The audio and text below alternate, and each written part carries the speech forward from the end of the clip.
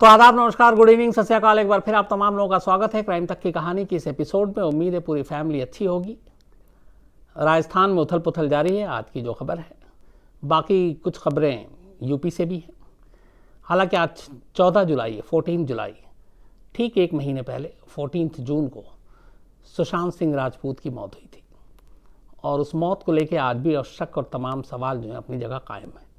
तो एक महीने में क्या कुछ हुआ, केस कहाँ पे खड़ा है, क्यों सुशांत के जितने चाहने वाले और फैंस हैं उन सभी को इस मौत को लेकर तमाम शक है, क्यों लोग सीबीआई जांच की मांग कर रहे हैं और क्यों महाराष्ट्र सरकार सीबीआई जांच की मांग को क्यों मानती नहीं है। ये सारी चीज़ें और वो तमाम सवाल जो मौत से जुड़े हुए हैं जिसको लेकर शक पैदा किया जा रहा है, तो वो सवाल लोगों के क्या, उनके चाहने वालों के क्या है, ये सारी चीज़ें एक एक कर आपके सामने रखूँगा। लेकिन उससे पहले कुछ अपडेट विकास दुबे के बारे में।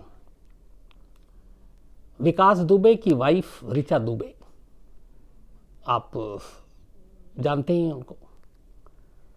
2 और 3 जुलाई की रात को जब ये एनकाउंटर चल रहा था तो विकास दुबे के बहुत सारे जो गुर्गे थे उसी गांव में रहते हैं, उनका घर है आसपास में, और उनमें से कई उसके साथ थे उस रात एनकाउंटर में।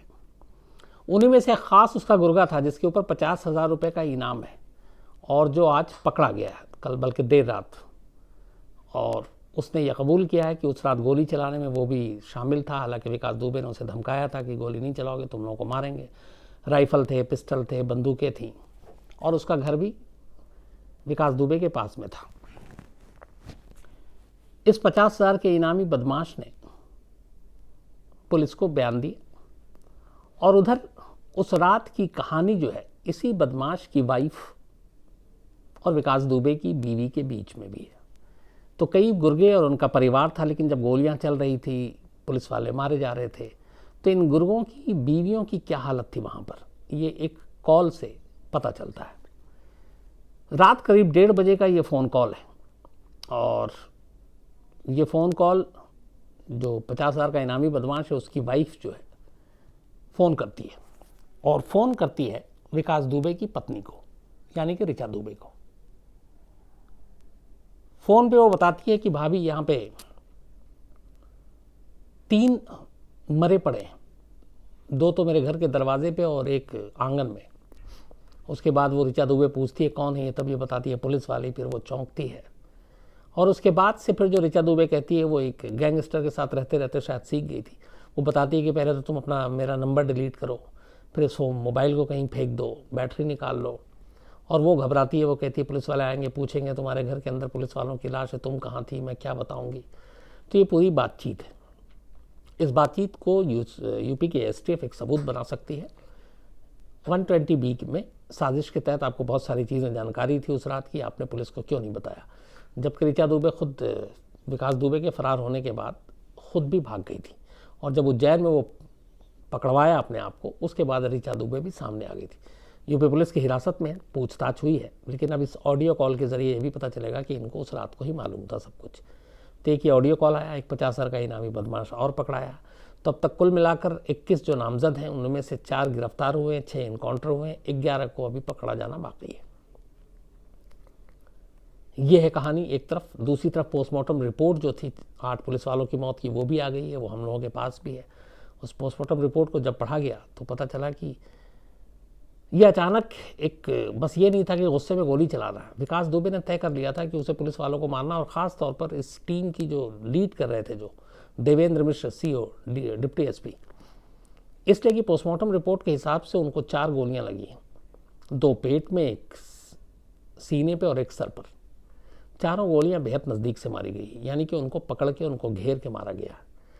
और गोलियां मारने के बाद आड़ी से उनके दोनों पैर जो हैं दोनों, वो काट दिए गए। तो कहीं ना कहीं CO से लेके जो नफरत था विकास दुबे का, वो इस तरीके की हरकत से पता चलता है। तो ये पोस्टमार्टम रिपोर्ट थी पूरी। ये हो गया विकास दुबे के मामले में जो अपडेट है अभी, बाकी पुलिस जांच कर रही है। अब आते हैं अपनी कहानी पर।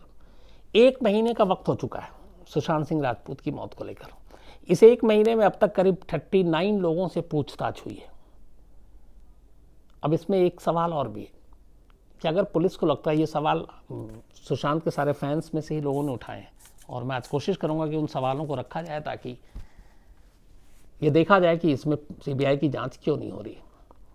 एक सवाल ये है कि सुशांत सिंह राजपूत की मौत को अगर पुलिस ने सुसाइड मान ही लिया पहले दिन से, तो फिर ये इतने लोगों से पूछताछ क्यों हो रही है, 38-39 लोगों से? वो रिपोर्ट क्यों नहीं दे देती कि हाँ ये सीधा सुसाइड है और इसमें कोई फॉल प्ले नहीं है, कोई मर्डर नहीं है? तो अगर ये मुंबई पुलिस, बांद्रा पुलिस इस चीज़ को कंफर्म मानती है, तो फिर ये पूछताछ का नाटक क्यों? ये एक सवाल है बहुत सारे लोगों का। दूसरा, ये कहा गया कि विसरा रिपोर्ट, मैंने भी आपको बताया कि कम से कम 1 महीने के आसपास का वक्त लगता है। कुछ लोगों ने ये सब मुद्दा उठाया है कि अभी हाथियों के मरने की कुछ बात आई थी, तो उसमें विसरा रिपोर्ट इस केस के बाद ही गई थी और उससे पहले आ गई। तो जानवरों का आ सकता है, इंसान का क्यों नहीं? कई बार विसरा रिपोर्ट तीसरे से चौथे हफ्ते के दरमियान आ जाता है, और आज 14 जून है। आज ही के दिन सुशांत का पोस्टमार्टम भी हुआ था, तो करीब महीना हो गया। मुझे लगता है कि 3 हफ्ते के बाद कभी भी आ जानी चाहिए, लेकिन अभी तक विसरा रिपोर्ट की कोई खबर नहीं है कि आई है कि क्यों नहीं आई। तो ये डिले क्यों हो रहा है मुझे नहीं मालूम। अब इसके बाद जो और लोगों के सवाल हैं बहुत सारे,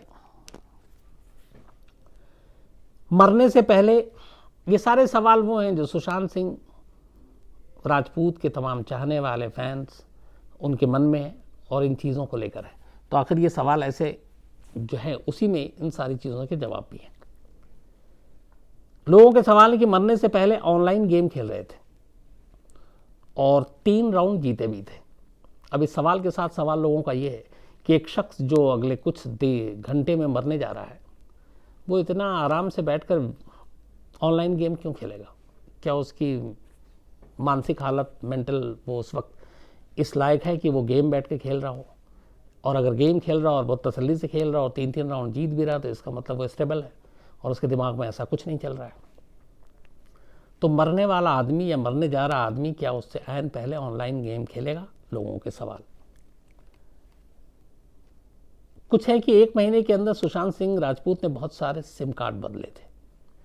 तो ऐसी क्या वजह पड़ गई कि अचानक इतने सारे सिम कार्ड बदले जा रहे हैं? पुलिस इस मामले में, पुलिस के पास ये जानकारी गई है। एग्जैक्ट कितने सिम कार्ड हैं ये नहीं पता है। एक बहुत सारे लोगों के सवाल हैं कि सुशांत सिंह राजपूत की मौत के बाद और फिर पोस्टमार्टम के लिए उन्हें कूपर अस्पताल क्यों ले जाया गया? दिव्या भारती या इस तरह के जितने भी प्रवीण, बॉबी सस्पेक्टेड केस हैं, वहीं गया था। तो इसमें जो मुंबई पुलिस पे ये सवाल किया जा रहा था, हालांकि मुझे अभी तक ये जानकारी है कि जिस इलाके में जहाँ पे जो इंसिडेंट होता है, तो उस एरिया में जो भी सरकारी हॉस्पिटल पड़ता है नियरेस्ट, वहाँ पे ले जाया जाता है, ये रूल है। लेकिन ये मुझे नहीं मालूम कि कूपर अस्पताल सुशांत सिंह राजपूत के घर से क्या दूर है, नज़दीक है, और कितनी दूर है। मरने से पहले सुशांत सिंह राजपूत ने गूगल में अपना नाम सर्च किया था। अब इसको लेके ये सवाल है कि एक शख्स जो मरने जा रहा है वो गूगल बैठकर और अपनी फिल्मों की कामयाबी, अपना स्टारडम, ये सारी व्यूज़, कितने लोग फॉलो कर रहे हैं, क्या चीज़ें हैं, उसके बारे में क्या लिखा गया है, क्या चल रहा है, ये क्यों चेक करेगा? जो शख्स दुनिया छोड़कर जा रहा है वो दुनियावी बातों के अंदर फिर क्यों घुसेगा? वो गूगल क्यों चेक करेगा? एक सवाल ये है। बिना सुसाइड नोट के बांद्रा पुलिस ने ये कैसे मान लिया कि ये सुसाइड है? ये तमाम लोगों के सवाल हैं। सुसाइड नोट होता है तो क्लियर चीज़ें हो जाती हैं, हैंड राइटिंग मिल गई, बाकी चीज़ें मिल गई तो ठीक है। घर से लाश मिली, पंखे से लटकी हुई लाश मिली, लेकिन कोई सुसाइड नोट नहीं है, कोई रीज़न समझ में नहीं आ रहा है। तो फिर पुलिस ने इतनी जल्दबाजी में इसको सुसाइड क्यों मान लिया? क्या पुलिस ने इसे सुसाइड मानने में जल्दबाजी की? लोगों का सवाल है। रात में 2 दोस्त आए थे, दोस्तों के साथ अच्छे से रात गुजरी थी, सुशांत सिंह राजपूत खुश थे, सुबह उठकर जूस भी पी, फिर गेम खेला, और इसके बाद अचानक उनकी लाश पंखे से झूलती हुई मिलती है। तो एक सवाल ये है कि एक शख्स रात को भी ठीक है, सुबह उठता है तो नॉर्मल है, वो जूस भी पी रहा है, ऑनलाइन गेम भी खेल रहा है, गूगल भी कर रहा है, और फिर अचानक उसकी मौत हो जाती है।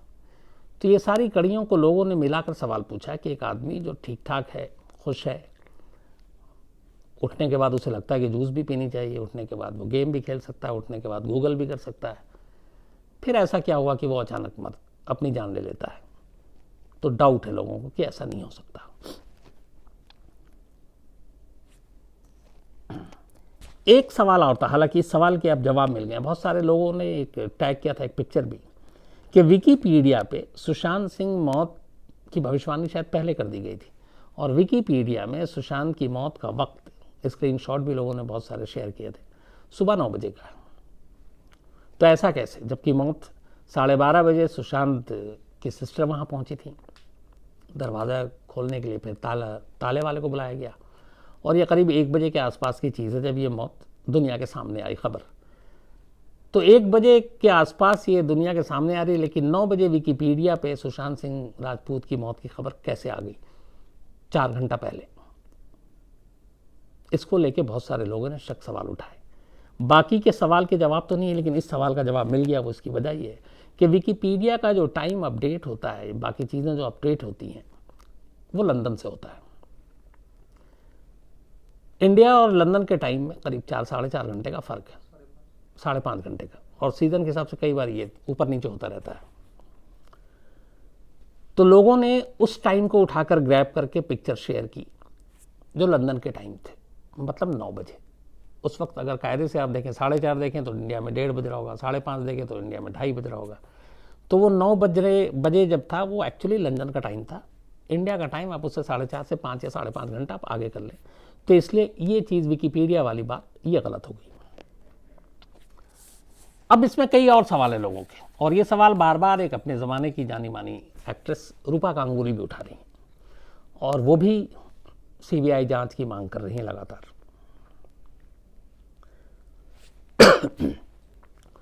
रूपा गांगुली ने अलग अलग अपने ट्वीट करके कुछ सवाल उठाए इस केस से जुड़े हुए।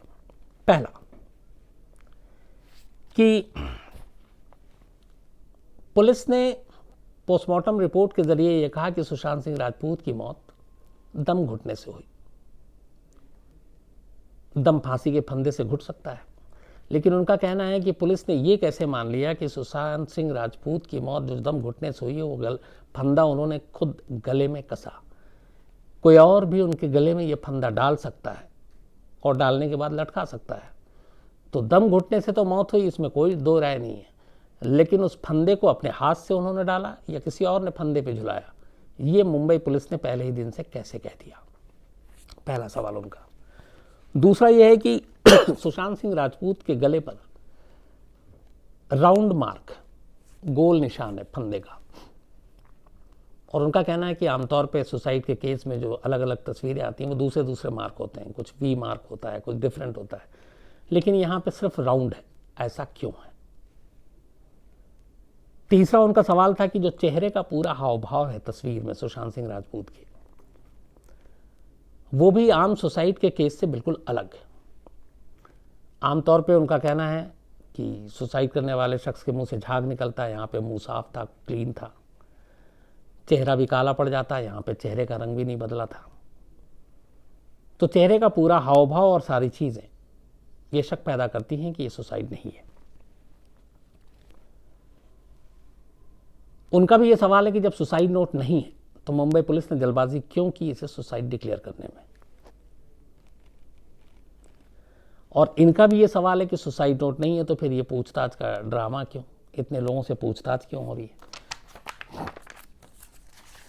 इसी को देखते हुए ये लगातार एक मुहिम छेड़ी हुई है रूपा गांगुली ने। उनका कहना है कि इस मामले की जांच सीबीआई को सौंपी जानी चाहिए, दूध का दूध पानी का पानी हो जाएगा, और इसमें महाराष्ट्र सरकार को इनिशिएटिव लेनी चाहिए। इसके अलावा बहुत सारे उनके चाहने वालों के अलग अलग सवाल हैं कि जब पुलिस को बुलाया गया तो सभी के उस वक्त फिंगरप्रिंट्स क्यों नहीं लिए गए, सबके फ़ोन नंबर लेकर उनके लोकेशन को ट्रेस क्यों नहीं किया गया। इसके अलावा इंस्टाग्राम, एफबी, फ़ोन कॉल कौन हैंडल कर रहा था, उनके सोशल मीडिया, कई चीज़ें डिलीट की गई, वो किसने की, क्या इंटेंशन था, इसकी जांच क्यों नहीं की गई। एक बड़ा और सवाल है लोगों का कि सुशांत सिंह राजपूत की वो बहन जो मुंबई में रहती हैं और जो सबसे पहले पहुंची थी, परिवार की सबसे क्लोजेस्ट जो मेंबर थी वो वही थी, 12:30 बजे 14 जून को, उन्होंने कभी सीबीआई मांग क्यों नहीं की जांच की? अगर वो परिवार की तरफ से एक लेटर लिखें तो शायद सरकार पे प्रेशर बनता, बट फैमिली की तरफ से सीबीआई जांच की मांग नहीं की गई। तो इनका कहना है कि वो चुप क्यों है, क्या उनके ऊपर प्रेशर है या उनको धमकी दी गई है, उनको मुंह बंद रखने के लिए कहा गया है, क्योंकि बॉलीवुड इंडस्ट्री में ऐसा मुमकिन है। तो उनके चाहने वाले एक सवाल ये भी उठा रहे कि आखिर सिस्टर ने क्यों नहीं मांग उठाई, फैमिली ने क्यों नहीं उठाई, और उनको पता करना चाहिए कि आखिर वो किस दबाव में है।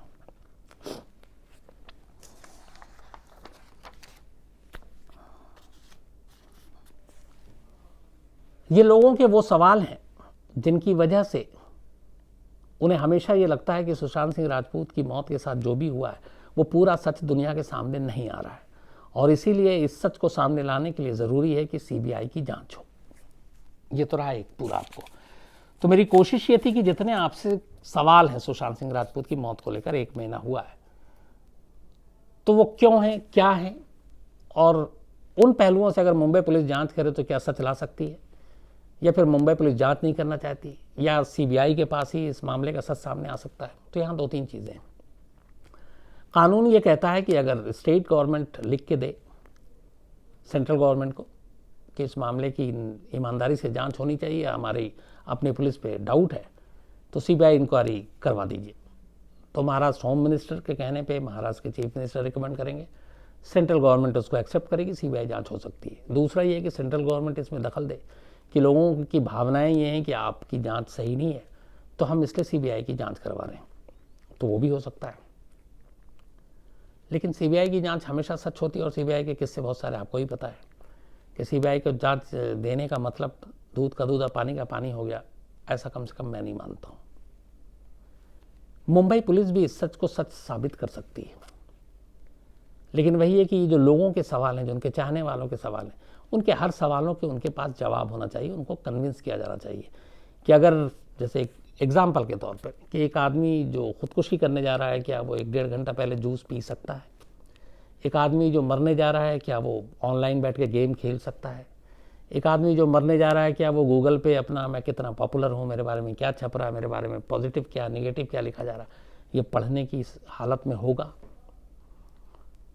तो ये सारे सवालों के अगर जवाब एक्सपर्ट्स और बाकी लोगों के ज़रिए पुलिस उनके फैंस तक पहुंचाती है, देती है, कन्विंस करती है, तो बहुत सारी चीज़ें क्लियर होंगी।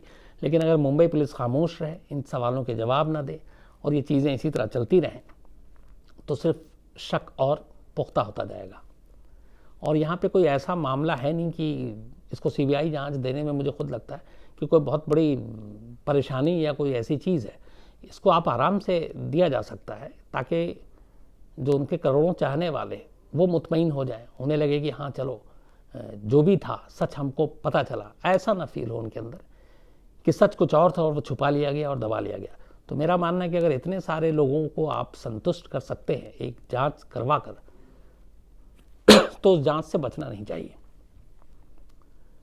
लेकिन ये डिपेंड करता है ये सरकार पर, महाराष्ट्र की। हालांकि अभी तक सच्चाई ये है कि पुलिस ने अपनी जांच पूरी नहीं की है।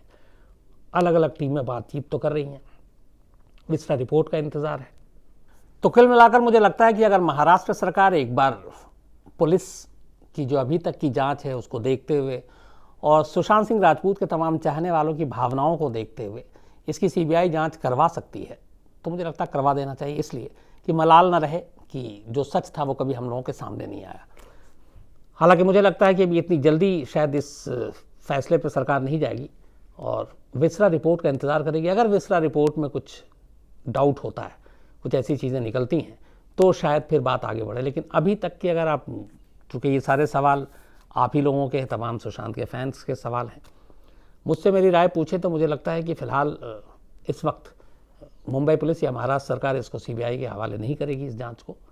विस्रा रिपोर्ट के बाद कुछ भी हो सकता है, या तो ये हो सकता है विस्रा रिपोर्ट के बाद मुंबई पुलिस फाइनल रिपोर्ट दे दे अपनी, मौत की वजह क्या है, सुसाइड ही है या फिर साजिश है, तो वो भी रिपोर्ट सामने आ सकती है। लेकिन इसके लिए अभी थोड़ा सा और हमें इंतज़ार करना पड़ेगा। महीना गुजर चुका है, अब देखिए आखिरी रिपोर्ट कब तक आती है। उम्मीद यही है हम सबकी, और दुआ भी मेरी यही है कि फटाफट रिपोर्ट आए, ताकि जो बहुत सारे शक और सवाल हर एक के जहन में, वो लोगों के जहन से दूर हों और सच्चाई पता चल सके। तो फिलहाल आज इतना ही। कल फिर आपसे मुलाकात होगी रात 9 बजे किसी नई कहानी के साथ। तब तक अपना ख्याल रखिए। Thank you very much.